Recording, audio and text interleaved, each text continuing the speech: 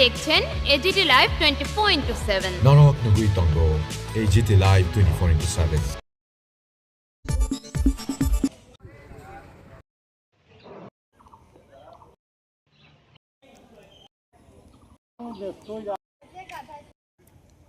জলের সমস্যাটা তো আজকে বহুদিন থেকে চলছে, দীর্ঘ বছর থেকে চলে। আর কোন কোন জায়গাতে সমস্যা?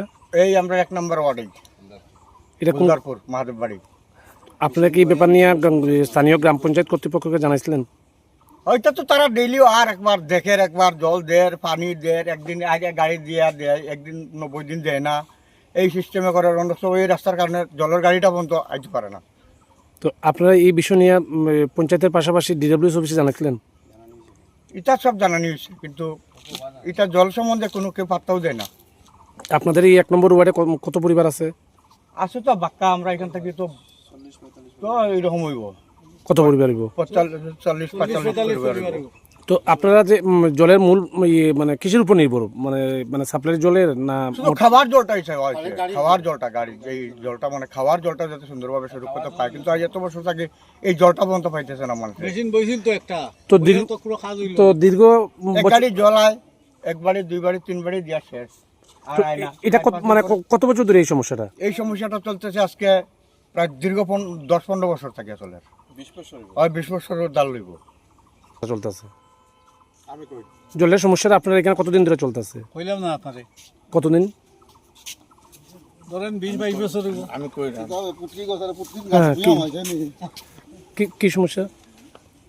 আমাদের গুলজারপুর পঞ্চায়েত 1 নম্বর ওয়ার্ড, গত বিজেপি সরকার থাকতে আমাদের জলের সমস্যা, একটা মেশিন দেওয়া হয়েছিল। বড় মেশিনটা কি নাম জানি মেশিনটাতে?